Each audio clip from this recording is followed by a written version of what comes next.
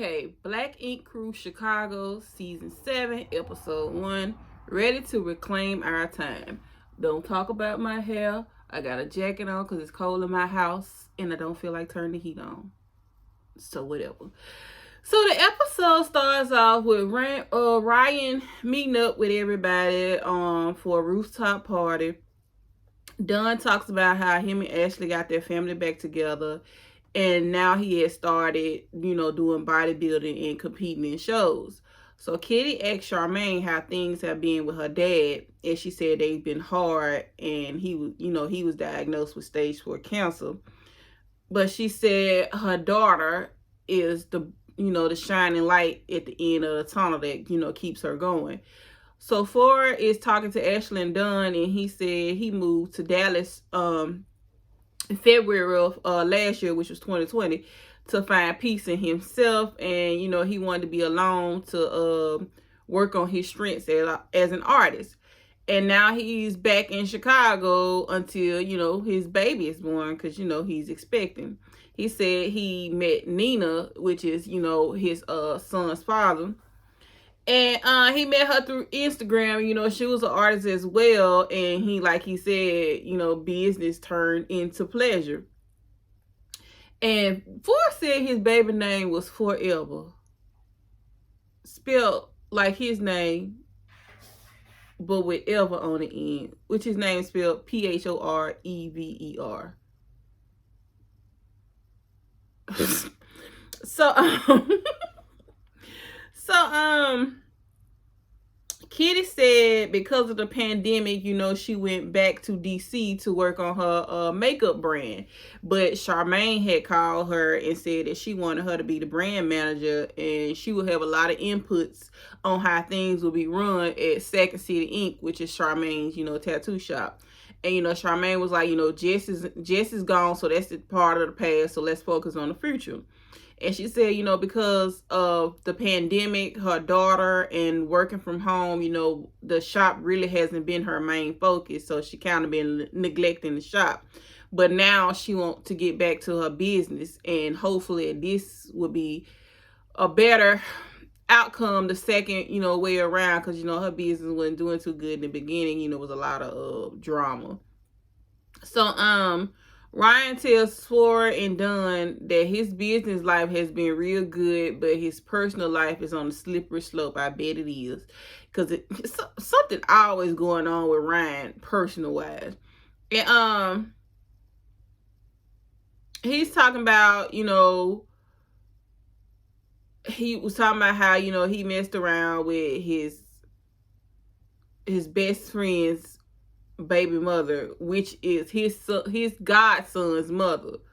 And he's talking about something, we only messed around for like 2 months, but he acknowledges that he was wrong. He said he had to put himself in Anthony's shoes and understand, but he was dealing with something mentally at the time, and he only cared about himself, as you always do. And then Charmaine walks up and they joke on, he was like, you look like a mom. And I was like, damn. And Ford said, Dunn said, I'm going to call you Auntie Mom.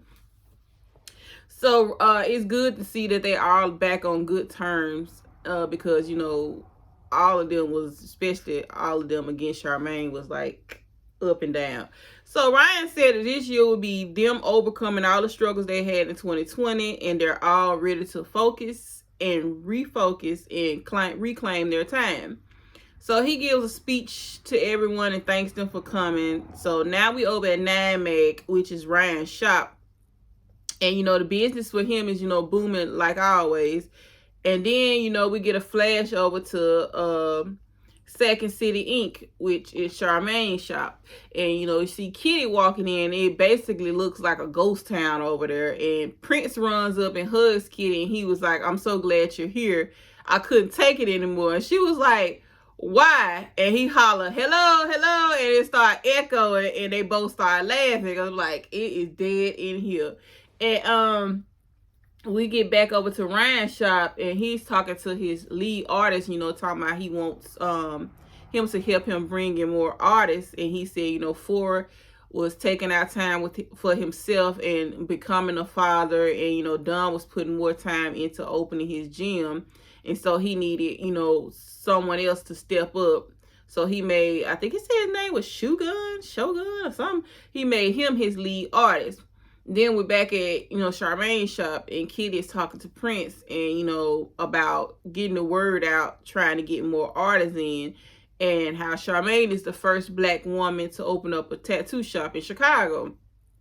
Then Charmaine walks in, and she talk about how she was making changes to the shop, and so it can be up to par and be able to sit next to Nine Mag. And then they go to this wall, which is like a memory wall for Fly.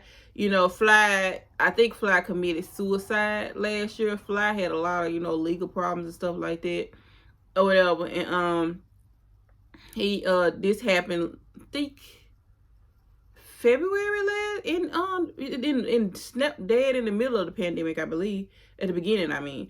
And he said, Prince was like, he made a wall for him because he really wanted to do a, dedication program. I mean, a dedication thing for him. But, with the pandemic and all the other stuff, he really couldn't celebrate him like he wanted to. So he decided to do the wall because he was like, I would do anything for that dude. But this all I could do to remember him.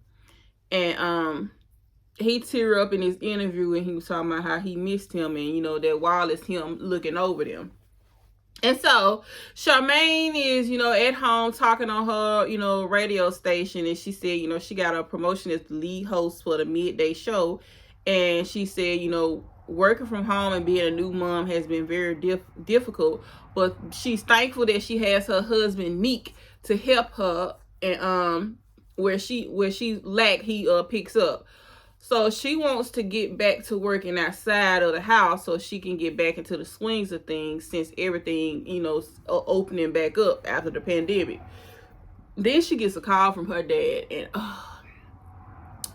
and he tells her that he is, headed to get his second round. I think he said 2 rounds of chemo today.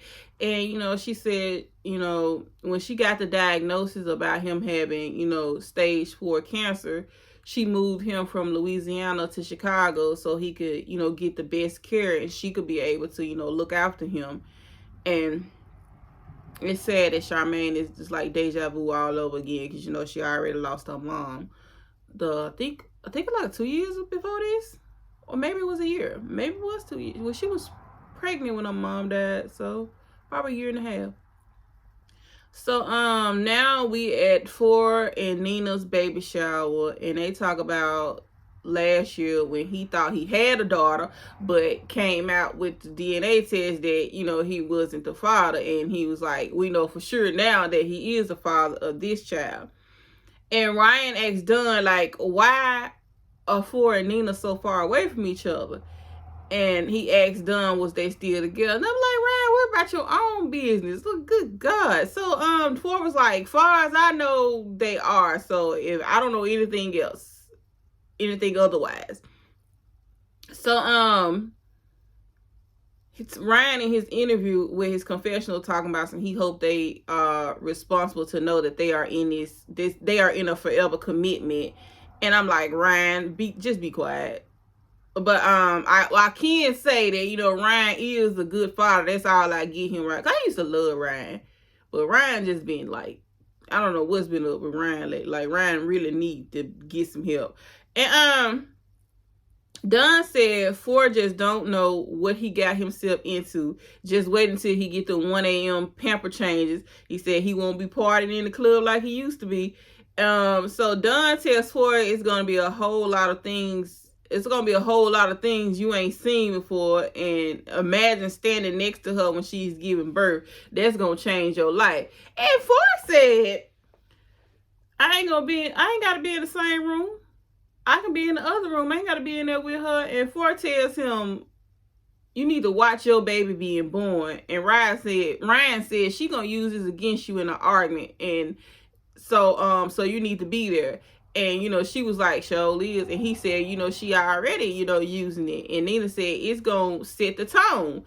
And she says, you ain't got to be looking down there at the baby being born, but at least be right there by my side in the same room. And he tells her, like push her, like go in there and talk to your sisters or whatever. And Ford tells them that Ford tells him to start. No, that was not Ford. Ryan tells him to start early. No, that was Dunn. Dunn told him to start early, building her confidence. Just to be there, because there are things that happens with women that we would never understand, which is postpartum. And he said some women never get back, to themselves or whatever. And he Ford appreciates the advice, and he said he's gonna be the best father that he knows how to be. And Dunn said, if you F up, we gonna beat your ass. And they toasted him being the last one to become a father. And then we hear Charmaine on the radio sending a shout out for Dunn's, because he was rushed to the hospital and there's no word on his condition. And Dunn thought he was having a heart attack. He said his chest was hurt, he couldn't breathe, he was having muscle spasms, he was throwing up. So we don't know what's going on with Ford right now. So Charmaine meets up with Ryan on the beach to work out, but she said she didn't really want to work out, she just wanted to talk. And he was like, well, I already worked out anyway. So they talk about Dunn, and Ryan said that he doesn't know what happened, but him and Ford are supposed to go meet him, go see him whenever he's allowed visitors. So Charmaine said that she was worried about Dunn because he provides for a lot of people. So Ryan proceeds to tell her about the situation with his friend Anthony. So he was like, Anthony went to the girl house and had his son open up her phone while she was in the shower. And he saw the text between, his son's mom and Ryan, and he threw the phone and went straight to Rachel, and then he went to the internet with it. Ryan said that he messed up. He was trying to fill a void from all the stuff that was going on with him and Rachel, like always. Something always going on with him and Rachel. So Charmaine said, yeah, Ryan was wrong, but he knows he was wrong, and people need to, she was basically trying to say people need to get over, him being wrong, because he admitted it. And I'm like, with your past, what you had going on, Charmaine, I love you to death right now, but with what you used to be, So he asked her, how's her dad, and she said, he's in such bad shape that she's afraid that one day she's going to go in his room and, he's not going to be alive. And she said her dad is a proud man, and she's not sure how long he has been hiding being sick from her. And she just hoped that she didn't lose out more time with him. And I kind of figured that, because he didn't want, when her mom died, he didn't want to leave Louisiana. He wanted to stay. And Charmaine was in Chicago, so he probably was sick the whole time and just didn't want to tell Charmaine. And she starts crying, and she tells Ryan that, she starts crying, and Ryan tells her, you endured so much pain. And you endure so much pain, and the most painful things have happened to you within the last 2 years. And he said, I'm going to help you get through it. So Ryan and Ford are riding in this Uber, and they're waiting to go see, Dunn in the hospital. And Ryan asks Ford, do you know what happened? And he said Dunn was working out, and he felt funny, so they rushed him to the hospital, and they think it's something up with his heart. So the camera crew was not allowed to go in the hospital, and so they had to wait for Ford and Ryan to come back outside. So when they come back outside, they was like, his MRI came out good, and Dunn feels like he should have been checked himself out. So Dunn is getting released from the hospital, and he tells the producer he was in the gym working out. He told them he was done, and his eyes was bloodshot red. It looked like somebody had poked him in his eyes. He started throwing up, and that's when he was like, nah, and he went to the hospital. So they thought he was having a heart attack the way his body was pumping. But it came out to be some crazy virus that caused his body to basically attack itself. And he said, all his life he been scared of doctors, especially, as being a black man, with what happened with the experimentation with, happening to Tuskegee, with the Tuskegee Airmen back in the day or whatever. And Ashley tells him, you need, which is his wife, tells him, you need to slow down. And she doesn't want to lose him because she already lost her mom. And so now we got Ryan over there talking to his therapist. Ryan is a narcissist, an asshole, and everything else. So he's talking to his therapist, on Zoom, I assume, FaceTime, Zoom, I don't know. He tells her about the text he got from Anthony like a month and a half ago, and he just finally replying to it. And she asked, like, did he reply back? And he said, yeah, he wants to talk. He been wanting to talk. And he said when he first sent him the text a month and a half ago, he sent it to his therapist. And he sent her what he wanted to text back. But he knew he shouldn't send that, so he didn't send it. So I'm like, how you gonna be mad with Anthony when you the one that slept with his child's mom and you was supposed to be his close friend? So Anthony wants to meet up with him again, and she asks, what seeing Anthony face to face is gonna feel like for him. And he was like, I ain't trying to fix no friendship with him. He was taunting me online, and then he used Rachel as a pawn, and that affected him being able to see his children. And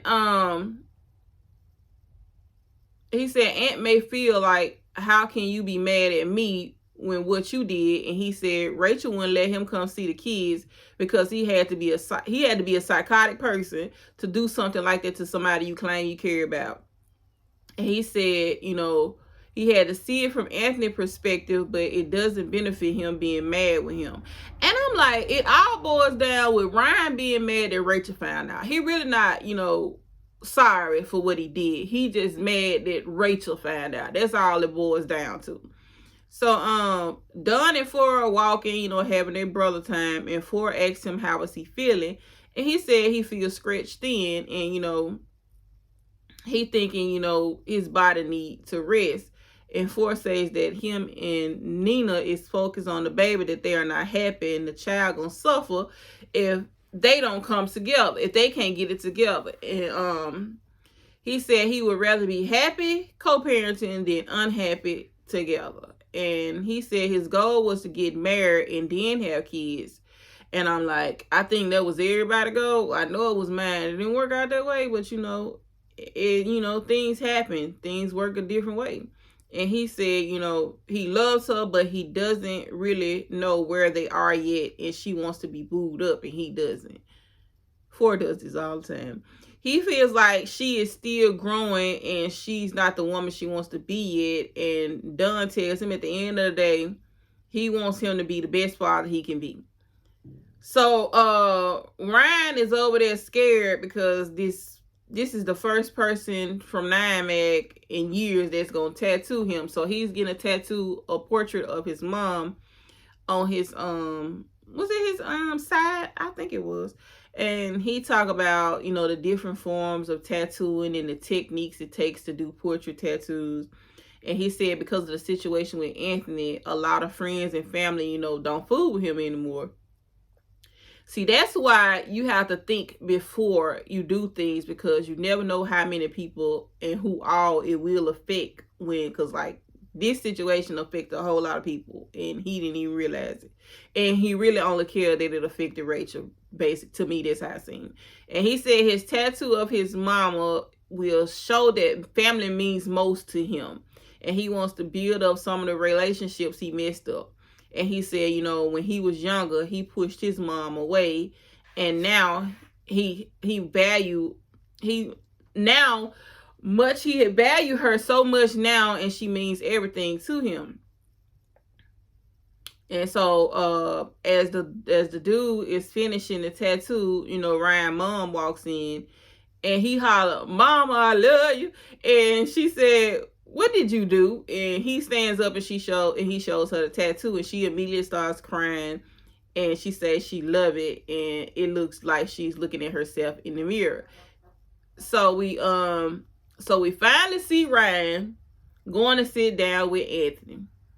So Ryan sit down with this whole chip on his shoulder, like, I'm like, dude, what is up with you? So Anthony said, I reached out a month and a half ago and you didn't, give a SHIT. And Ryan said, is that what you think? And he was like, I think a lot of things. And Ryan said it took him doing some self-reflecting for him to come talk to Aunt, because at first he couldn't. He said, Rachel told him, you be tripping sometime, but this time you went too far. So Aunt says, Rachel was the only person I could talk to freely about what was going on. And Ryan said she was the first person you wanted to talk to because you knew. And Aunt was like, I knew what? I knew what? I knew what? Say it. I knew what? And, Aunt tried to get Ryan to say it, but Ryan wouldn't. And Ryan says in his confessional that Aunt went to Rachel because that was the most powerful way to get back at him. And Aunt said he looked for reasons to forgive Ryan, and that shows that, he probably, how much Ryan means to him. He was like, I probably would have taken a bullet for this man. And he was like, I made you my son's godfather. So if I can't trust you, how can I get my son to trust you? And Ryan said, I hurt more than you. And Aunt was like, you hurt a lot of people with that one act. And it seems like Ryan is more mad that Rachel found out. And I'm like, he ain't sorry. That's basically what it is. He mad that Rachel found out. So this nigga said, me putting my meat in her ain't got nothing to do with me trying to be your friend. And they go on and on arguing. And Ryan, he was like, I'm thinking logically. And Ryan said, I don't think logically. And I'm like, we obviously see that. And so then the episode goes off. So I guess we got to find out. It was a good cliffhanger, but, I still wanted to see, like, I'm pretty sure they're going to, they gonna hash it out, because that's how men do. Men will fall out and they easier than women or whatever. We gonna hold that grudge forever. But that was my review of Black Ink Cruise Chicago, the first episode of season 7, I believe. And so I will see you guys later. Bye.